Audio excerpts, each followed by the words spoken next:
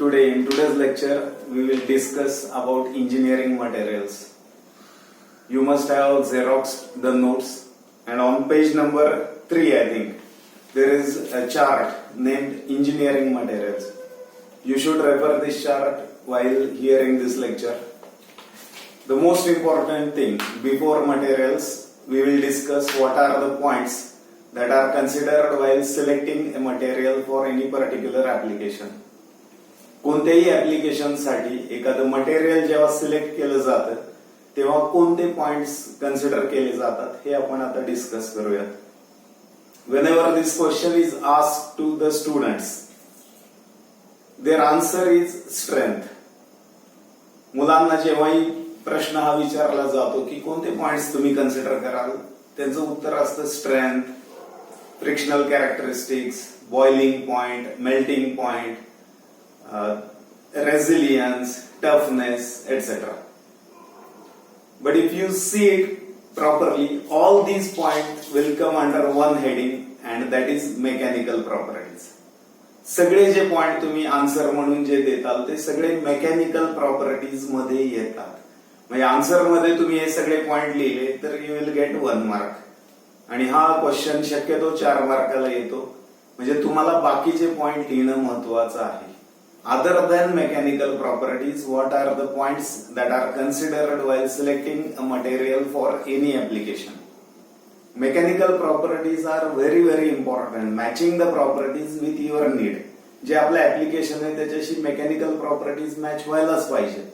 पण जेव्हा 2-3 मटेरियल असतील की ज्यांचं मेकॅनिकल प्रॉपर्टीज मॅच होतील, मग बाकीच्या कोणते पॉइंट्स आहेत जे कन्सिडर केले जातात ते पण इम्पॉर्टंट आहेत. And other than mechanical properties, other important points are: first is availability. The material should be easily available. Second is cost. The material should be available at low cost or minimum possible cost. Third is manufacturing considerations. You must be able to manufacture the object you are intending to manufacture with a simple manufacturing process. तुमच्याकडे जी उपलब्ध manufacturing process आहे किंवा available आहे, वर्कशॉपमध्ये आहे, त्या प्रोसेसनी तुम्हाला तुमची वस्तू बनवता यायला पाहिजे मटेरियल जे सिलेक्ट केले त्याच्या सहाय्याने. That is manufacturing considerations. And next is manufacturing cost. वेगवेगळे मटेरियल आपल्याला पाहिजे त्या शेपमध्ये आणण्यासाठी वेगवेगळ्या मॅन्युफॅक्चरिंग प्रोसेसेससाठी कॉस्टही वेगळा येईल. मॅन्युफॅक्चरिंग साठी लागणारे cost, for example cast iron. Cast iron is very good at casting, but it is slightly difficult to cast steel. मग स्टील तुम्ही कास्टिंग या प्रोसेससाठी सिलेक्ट केलं तर it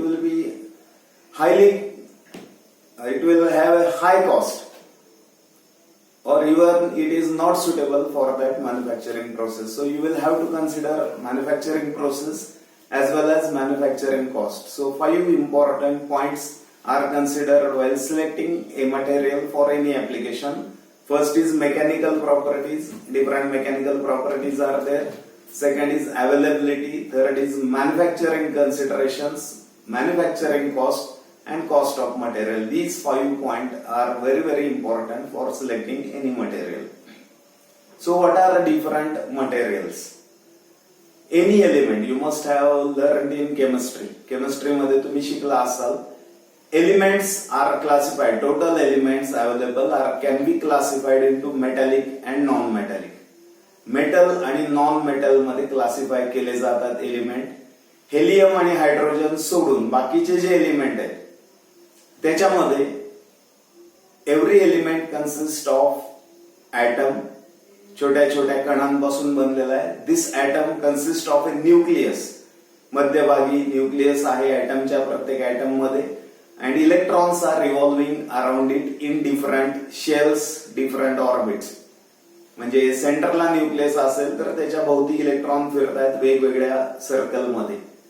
and whenever there are 8 electrons in last orbit, शेवटच्या ऑर्बिटमध्ये जर 8 electrons असतील, 8 electron शेवटच्या ऑर्बिटमध्ये ज्याही एलिमेंटच्या येतील, इट बिकम्स स्टेबल. आणि प्रत्येक एलिमेंटचा हा प्रयत्न असतो की आपण स्टेबल व्हावं. मग या केसमध्ये शेवटच्या ऑर्बिटमध्ये कोणत्याही एलिमेंटच्या आयदर एक इलेक्ट्रॉन असेल, 2 असेल, 1 ते 8 असेल तर तो स्टेबलच आहे. जे गॅसेस असतात अरेगॉन, क्रिप्टॉन, नॉन रिएक्टिव्ह गॅसेस, त्यांच्यामध्ये 8 आहेत, so it does not react with anything.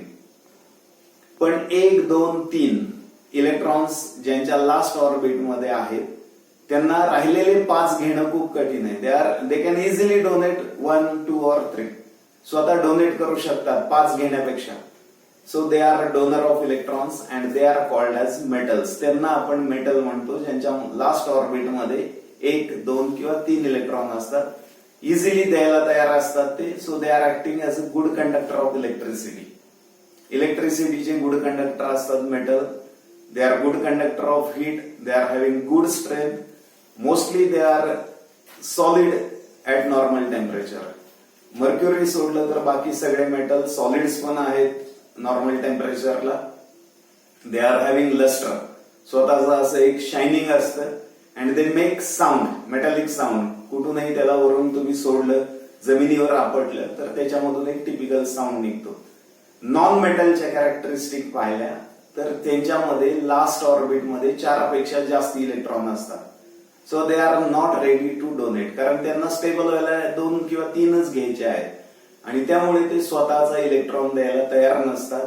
They are acting as a bad conductor of electricity और they are acting as insulators.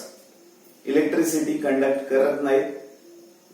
Few of them are also bad conductor of heat. Heat सुद्धा conduct व्हायला काही वेळा problem येतो त्यांच्यामध्ये. Mostly they are gaseous at normal temperature. गॅसच्या फॉर्मॅटमध्ये असू शकतात. एक कार्बन सोडलं तर मोस्टली बाकी सगळे गॅसेस आहेत. Carbon is available in solid form also. मग हे बेसिक डिफरन्स मेटल आणि नॉन मेटल मधला लक्षात असू द्या. आणि ज्यांच्यामध्ये लास्ट ऑर्बिटमध्ये 4च इलेक्ट्रॉन आहेत, silicon, they act as a metalloid. Semi conductor म्हणून त्यांचं काम होतं, पण आपल्या ऑटोमोबाईलशी संबंधित त्याचं ऍप्लिकेशन नाहीये, मग आपण त्याच्याकडे पाहिलं नको. इंजिनिअरिंग मटेरियलचं आता चार्ट मध्ये तुम्ही पाहिलं तर 2 याच्यामध्ये आपण क्लासिफाय केलं, एक मेटल्स आणि नॉन मेटल. पहिल्यांदा आपण नॉन मेटल पाहूयात. नॉन मेटलचं क्लासिफिकेशन पुन्हा 2 क्लासमध्ये आपण केलेलं आहे, ऑर्गॅनिक आणि इनऑर्गॅनिक. ऑर्गॅनिक म्हणजे which contains hydrogen and carbon bond. Hydrocarbons पासून तयार झालेलं जे बॉन्डिंग आहे ते असणारे जे कॉम्पोनंट असतील they are called as organic. आणि organic is having a very wide elements in it. Wide number of applications are there. तुम्ही त्याचे कंपाऊंड पाहिले, ऑर्गॅनिक कंपाऊंड कोणते, तर तुमच्या लक्षात येईल की त्याला वाईडेस्ट ऍप्लिकेशन आहे. म्हणून ऑर्गॅनिक आणि इनऑर्गॅनिक दोन्ही सुद्धा नॉन मेटल असून सुद्धा आपण त्यांना वेगवेगळ्या क्लासमध्ये टाकलेलं आहे. दोन्ही नॉन मेटल आहेत, पण हायड्रोकार्बनचे जे कंपाऊंड्स आहेत they are called as organic. आणि ऑर्गॅनिकचे एक्झाम्पल पाहिले तर तुम्हाला ऍप्लिकेशनही लक्षात येईल. Plastic, wood, paper, rubber, leather, petroleum product. Automobile मध्ये बऱ्याच ठिकाणी हे तुम्हाला दिसेल. लेदरचे यूज बेल्ट्स बनवायला, मशीनचे बेल्ट बनवायला यूज होतात, किंवा पॅकिंग मटेरियल, सीट कव्हर्स बनवायला यूज होऊ शकतं. फोम्स आहेत, प्लास्टिक आहे, डॅशबोर्ड बनवायला यूज केले जातात.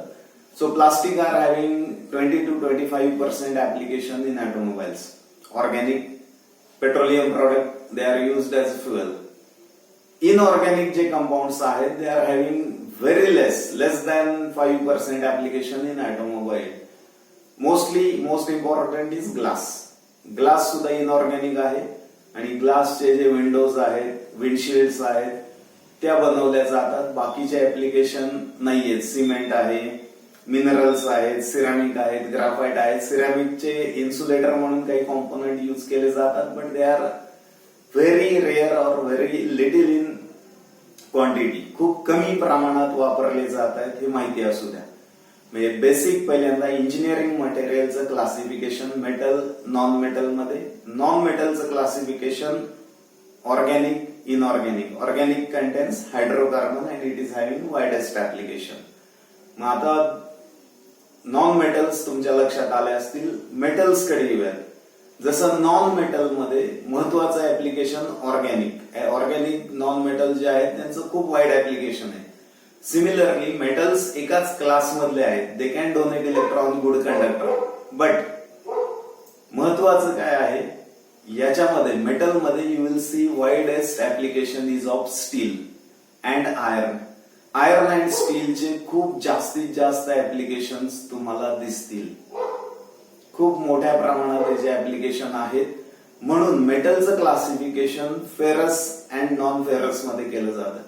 फेरस म्हणजे विच कंटेन्स आयर्न, फेरियम आयर्नला म्हणतात आणि फेरियम चे जे ऍप्लिकेशन आहेत त्याचा एक वेगळा क्लास दिलेला आहे because of its wide quantity. 55% near about it is used in automobiles. आणि बाकीचे जे मेटल आहेत like aluminium, copper, magnesium, they are having very little application. Aluminium is nowadays used widely in automobiles, piston साठी use केला जातो. Even bodies बनवायचा प्रयत्न आहे किंवा ज्या हाय क्लासच्या कार आहेत they may be made up of aluminium alloys. Low strength, low weight and high strength is characteristic of aluminium alloy. अल्युमिनियमचे compound, pure aluminium is not use, it is very soft. So अल्युमिनियमचे applications दिसतील. Copper is used as a good conductor. Cable जे असतील they will be made up of copper. Radiators काही वेळा कॉपरचे केलेले असतील. Other elements are having lead, tin, etc. They are having very rare application in automobile or very little. They are used as a alloying element. Alloy iron मध्ये mix करून थोड्या प्रमाणात वापरले जातात, but their percentage is very low और they may be used as a impurity. चुकून राहिले म्हणून येऊ शकतात, पण डायरेक्ट ऍप्लिकेशन अल्युमिनियम आणि कॉपरचे आहेत. बाकीचे does not have a very significant application. पुन्हा एकदा जे आता क्लासिफिकेशन आपण पाहिलं, अजून मेन क्लासिफिकेशन कडे आपण गेलेलो नाहीये किंवा मेन कॉम्पोनंट कडे गेलेलो नाही. फेरसचे अलॉयज पाहिलेले नाहीत अजून, पण तोपर्यंत हा भाग तुम्हाला पुन्हा एकदा क्लिअर असावा. नॉन मेटल्स, इनऑर्गॅनिक, ऑर्गॅनिक आणि मेटल्स मध्ये ferrous, non ferrous metal, iron नसलेले सगळे एका याच्यात टाकलेले, इन्क्लुडिंग गोल्ड, सिल्वर, अल्युमिनियम, टीन, मॅग्नेशियम, कॉपर एटसेट्रा. जेवढे काही पॉसिबल असतील ते सगळे एका ग्रुपमध्ये. ह्या सगळ्यांचे मिळून सुद्धा 5% ऍप्लिकेशन, 5 to 10% ऍप्लिकेशन दिसेल. Total 45% application is of non metal and metal other than ferrous, and remaining 55% application is of ferrous alloys. Iron and its compound is having 55% used in automobiles. 55% components हे आयर्नच्या alloy पासून बनवले जातात. त्याच्यामुळे as a engineering student तुम्हाला metal म्हणण्यापेक्षा materials बद्दल चांगलं knowledge असणं खूप आवश्यक आहे. आणि मटेरियल्स म्हटलं की फेरसचं नॉलेज असणं खूप आवश्यक आहे. सिंपल आहे. हे लेक्चर संपल्यानंतर तुम्ही हळूहळू जज करणं चालू कराल. कुठलाही कॉम्पाऊंड पाहिला की हा मटेरियल काय असू शकतं, जस्ट यू हॅव टू जज. Directly number of material combine करून किंवा मेटल मॅट्रिक्स कॉम्पोजिट्स नावाचे जे आता मटेरियल आले, 2-3 मेटल मिक्स केले जातात, अलॉय नाही, वेगवेगळ्या फॉर्मॅटमध्ये फायबर्स. आणि जसं आपण स्लॅब टाकतो सिमेंट आणि आतमध्ये दगड टाकलेले असतात किंवा आयर्नचे रॉड वापरलेले असतात, तसं एका मेटलचे फायबर दुसऱ्या मेटलमध्ये इन्क्लूड करायचे किंवा प्लास्टिक मध्ये इन्क्लूड करायच्या टेक्नॉलॉजी आलेल्या आहेत, पण आपल्या सिलेबसच्या बाहेर आहेत. They R advance materials. पुढे केव्हाही तुम्ही डिग्रीला गेलात किंवा कंपनीमध्ये जॉईन झालात तर तुमच्या ते लक्षात येईल. आता आपण फेरस एलिमेंट्स बद्दल किंवा मेटल्स बद्दल बोलूया. Ferrous means iron. It is classified into 3 types or the compound which contains iron. First is wrought iron. Wrought iron means pure form of iron. ज्या लोखंड ज्याच्यामध्ये 99.9% असतं, that is called as wrought iron. पहिला class. It is tough, ductile, but manufacturing a pure iron is slightly difficult, so it is having limited application where corrosion resistance is required. Some applications like boiler tubes or crane hooks, they are made up of wrought irons. But manufacturing is slightly difficult or unnecessary. So that is not used in heavy quantity. So second most important class of ferrous elements is steel. Steel and cast iron. नीट लक्ष द्या या ठिकाणी. आयर्नचे जे compounds आहेत steel आणि caste iron दोन्ही सुद्धा both are alloy of iron and carbon. लोखंड आणि कार्बन, लोह मराठीमध्ये बहुतेक लोह म्हणतात त्याला. मग लोह आणि कार्बनचे अलॉय असणारे एलिमेंट म्हणजे स्टील अँड कास्ट आयर्न. आणि मुलं बऱ्याच वेळा तुम्ही लास्ट इयरला एमएमपी मध्ये किंवा बाकीच्या मटेरियल्स मध्ये तुम्ही शिकला असाल व्हॉट इज स्टील. विसरला असाल तरीही लक्ष द्या की steel is alloy of iron and carbon and it contains maximum 1.5% carbon. जास्तीत जास्त 1.5% कार्बन असू शकतं आयर्न मध्ये, स्टील मध्ये. त्याला हाय कार्बन स्टील म्हणतात. 1.5% म्हणजे 1.5 पेक्षा नेहमी कमी पर्सेंट कार्बन असणाऱ्या अलॉयला स्टील म्हणतात.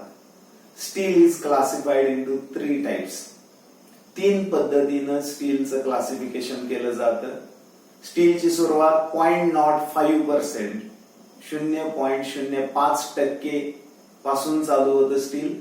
सो 0.05 टू 0.3% पर्यंत 0.05 ते 0.3% कार्बन असणाऱ्याला लो कार्बन स्टील म्हणतात.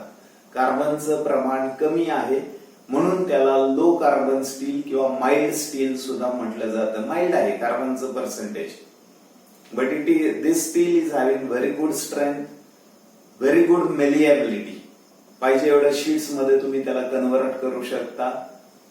टफनेसही चांगला आहे. लेस हार्ड, हार्डनेस थोडासा कमी आहे and it can be hard with the help of suitable heat treatment, but there is limitation for hardening. एका प्रमाणापेक्षा जास्ती हार्ड केलं जाऊ शकत नाही. पण मेलिएबिलिटी जास्त असल्यामुळे ज्याही थिन शीट्स चे ऍप्लिकेशन आहेत, आयर्नचे ऍप्लिकेशन विथ थिन शीट्स, कुठेही अशा तुम्हाला शीट, रॉड, शाफ्ट साधे ऍप्लिकेशन वाले दिसले, they are made up of mild steel और low carbon steel that is having less than 0.3% carbon. 0.3 to 0.6 it is called as medium carbon steel. मध्यम प्रमाण आहे 0.3 ते 0.6. याच्यामध्ये लो कार्बन पेक्षा डक्टिलिटी थोडीशी कमी होती, मेलिएबिलिटी कमी होते, but it becomes hard. Hardness थोडीशी वाढते. It is also having a very very good strength. फेरसचे कुठलेही एलिमेंट घ्या, फेरसचा कुठलाही क्लास घ्या, त्यांची स्ट्रेंथ खूप हाय आहेच. सो मीडियम कार्बन स्टीलचे ऍप्लिकेशन जे आहेत, specialise shaft medium carbon steel पासून बनवतील.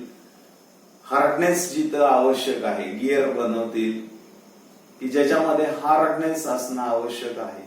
विअर रेजिस्टन्स तुम्हाला पाहिजे आणि डक्टिलिटी, मेलिएबिलिटी स्लाइटली कमी पाहिजे. पण नॉर्मल फॅब्रिकेशन इंडस्ट्रीमध्ये आपल्या आसपास जे पण ऍप्लिकेशन आहेत, पत्र्यापासून बनवलेले असेल, थिन शीट्स पासून, फॅब्रिकेशन इंडस्ट्रीमध्ये कंपाऊंड बनवलं असेल, विंडोजच्या तुमच्या आसपास विंडोज असतील, त्याचे बार बनवले असतील, they are all manufactured with help of mild steel. मग हे ऍप्लिकेशन तुम्हाला समजलं तर अवतीभोवती पाहिल्यावर तुमच्या लक्षात येईल की कोणते कोणते माइल्ड स्टील किंवा लो कार्बन स्टीलचे ऍप्लिकेशन आहेत. मीडियम कार्बन स्टीलचे स्पेशलाइज ऍप्लिकेशन असतील. 0.3 to 0.6% कार्बन ऑलरेडी आपण डिस्कस केले.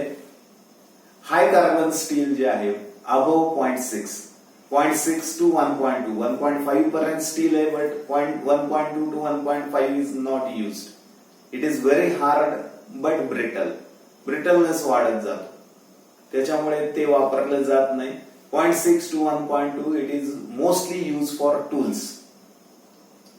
It is very hard, less tough, brittle. Cutting tools जे आहेत, हेक्सॉ ब्लेड्स असतील किंवा लेथवर तुम्ही यूज केलेलं सिंगल पॉइंट टूल असेल, मल्टी पॉइंट कटर असतील, कुठलेही टूल्स जे आहेत नाईफ्स, चाकू जे असतील, they will be made up of high carbon steel because it is very hard. मग या पद्धतीनं तुम्ही स्टीलचं क्लासिफिकेशन लक्षात घ्या. चेंज ऑफ प्रॉपर्टी काय होती, जेवढं थिन शीट, वेगवेगळे शीट टाईप ऍप्लिकेशन आहे, थिन एकदम आपल्याला पाहिजे त्या ठिकाणी लो कार्बन स्टील म्हणजे automobile bodies, they will be made up of low carbon steel. Shafts and other things will be made up of medium or low carbon steel, and some application like leaf spring, they are made up of high carbon steel.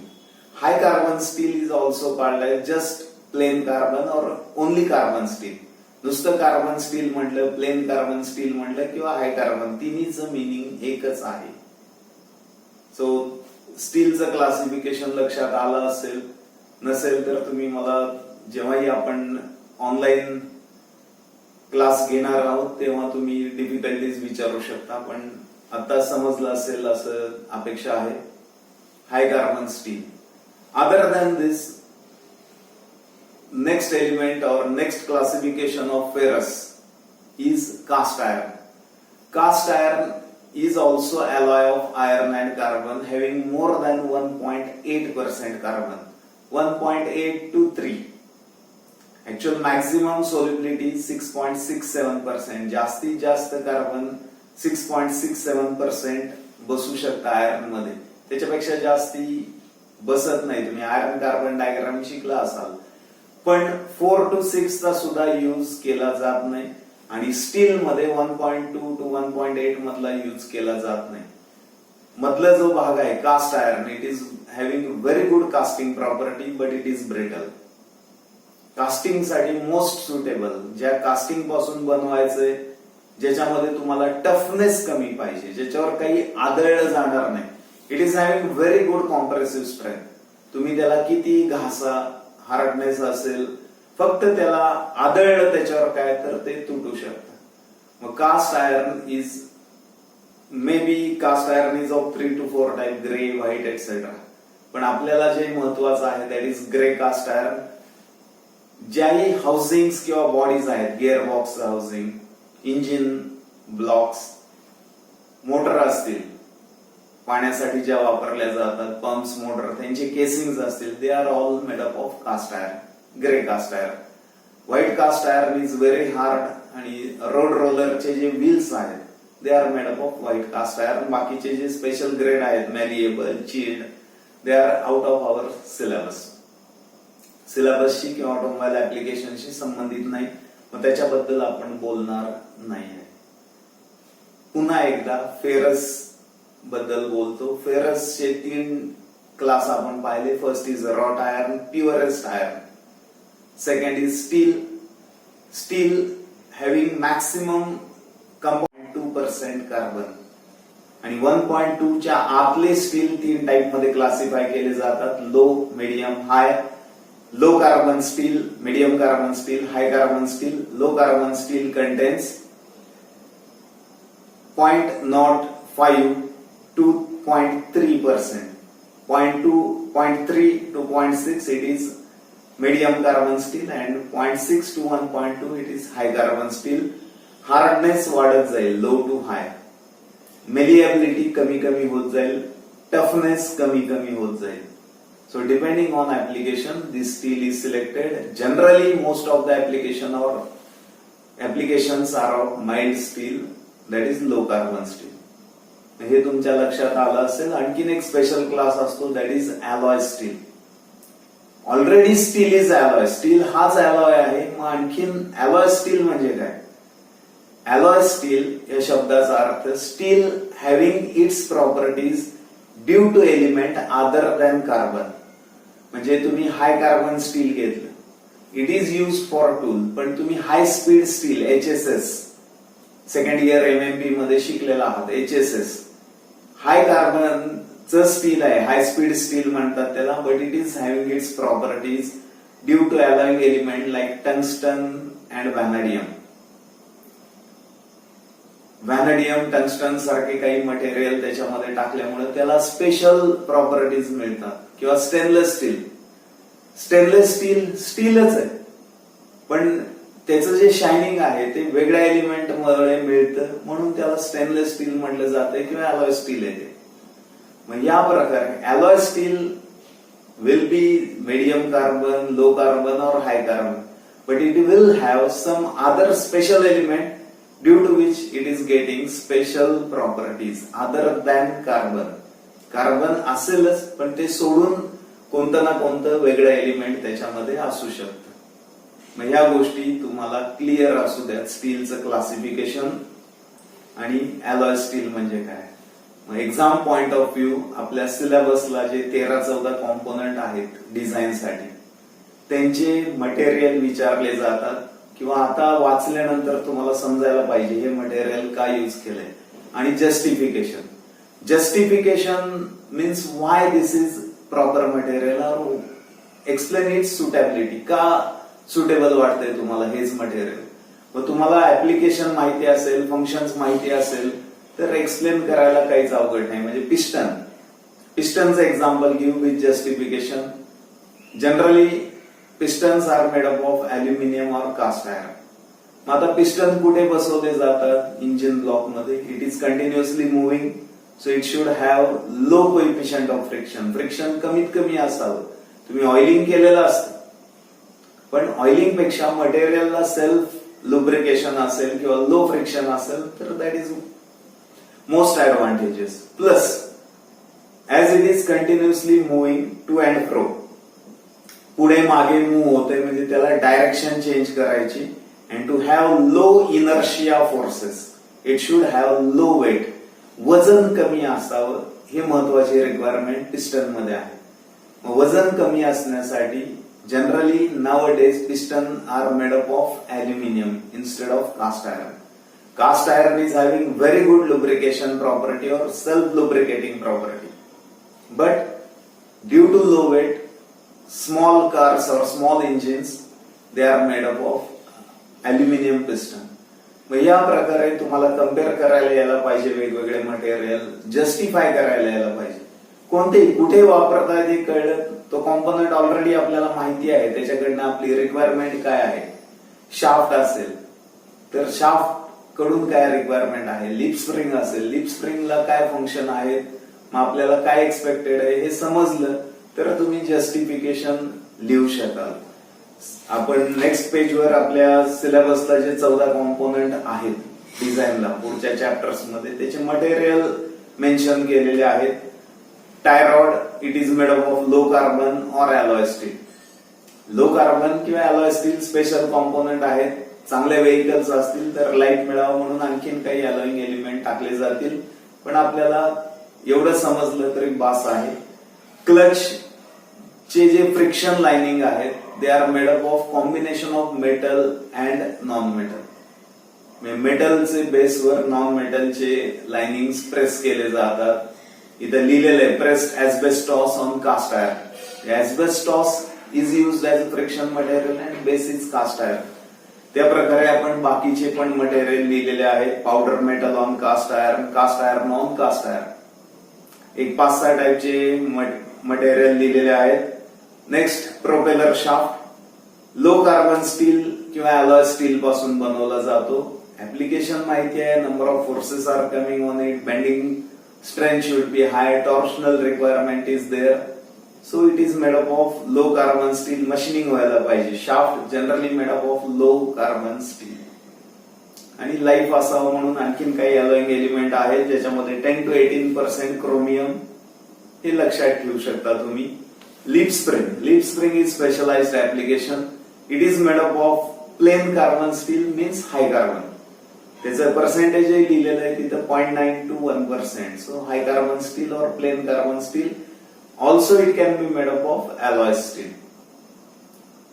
It requires very high fatigue strength. Fatigue या शब्दाचा अर्थ continuously compression tension, ज्या एलिमेंटला compression टेन्शनला continuous subject केलं जातं त्या टाईपच्या येणाऱ्या फोर्सला किंवा त्या टाईपच्या स्ट्रेसला फटीग असं म्हटलं जातं. So leaf spring has to withstand fatigue stress, and this alloy steel is having very good fatigue strength or to increase its fatigue strength, alloy steel containing manganese or chromium is used. त्याचे 2-3 grade खाली mention केलेले 55 Si2 Mn90. 55 stands for 0.55% carbon. Silicon आहे, manganese आहे, वेगवेगळे percentage लिहिण्याची पद्धत आहे. किंवा पुढचं जे स्टील आहे 50 Cr1V23, क्रोमियम 1% आहे, व्हॅनाडियम मे बी 2.3 or नॉट 23, 2.3% असेल त्याच्यामध्ये. Engine cylinder block it is made up of close grade cast iron. Grey cast iron पासून बनवले जातात. तुम्ही शिकला कास्टिंग ही process it is cheapest process आणि ज्याही कॉम्पोनंट ब्लॉकला कुठलेही स्ट्रेस येत नसतात, त्याच्यावर काय फोर्सेस ऍक्ट होत नाही. इम्पॅक्ट झाला तर इट इज इम्पॅक्ट फोर्सेस होत नाहीत. काय जे होणार आहेत ते कॉम्प्रेसिव्ह असतील आणि it should have low coefficient of friction. It should have solid weight, easy to manufacture, complicated shape आणि त्याच्यामुळे बॉडीज ब्लॉक्स हे सगळे कास्ट आयर्नचे बनवले जातात. Piston is made up of mild steel और अल्युमिनियम. दोन्हीचं कंपॅरिझनही मगाशीच आपण पाहिलं. Piston rings are specially made up of cast iron. Cast iron पासून पिस्टन जरी अल्युमिनियमचा असेल तरी piston rings are made up of cast iron due to low coefficient of friction required. Piston pin is again made up of alloy steel. शाफ्टचा shape आहे पण high टेम्परेचरला subjected आहे, बेंडिंग स्ट्रेसला आहे. Small end of connecting rod त्याला continuously पुल आणि push करत असतो, त्याच्यामुळे it is made up of alloy steel. Connecting rod is made up of medium carbon steel.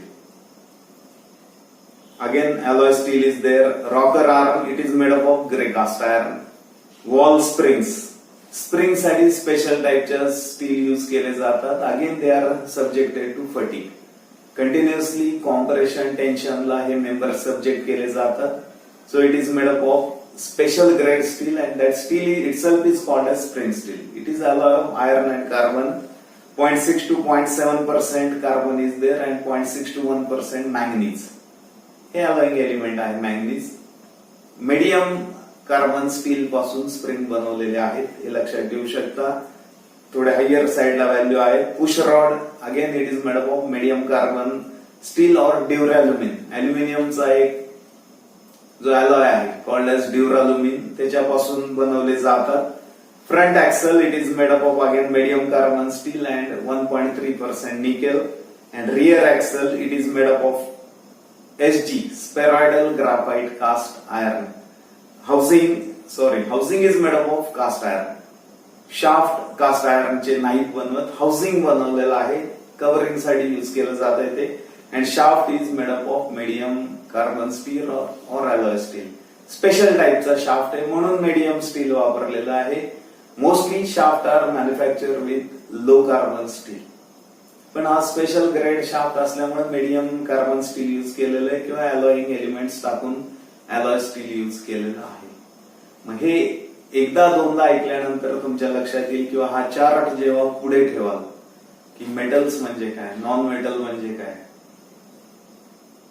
Organic म्हणजे काय, इनऑर्गॅनिक म्हणजे काय, what is ferrous, what do you mean by non ferrous, steel म्हणजे काय, मॅक्सिमम पर्सेंटेज ऑफ कार्बन किती आहे steel मध्ये, low carbon steel म्हणजे काय, मीडियम कार्बन स्टील म्हणजे काय, हाय कार्बन स्टील म्हणजे काय, त्यांच्या प्रॉपर्टीज कशा चेंज होतात, हे जनरली अंडरस्टँड केलं तुम्ही. आणि अलॉय स्टील म्हणजे काय, व्हॉट इज कास्ट आयर्न, ह्यातले फरक लक्षात घेतले, नीट समजलं तर तुम्हाला सगळे ऍप्लिकेशन सहज जाता येता सुद्धा तुम्ही ऑटोमोबाईलचे वेगवेगळे कॉम्पोनंट्स पाहून जज करू शकता, जज करायचा प्रयत्न करू शकता की हे कशापासून बनलेले असतील आणि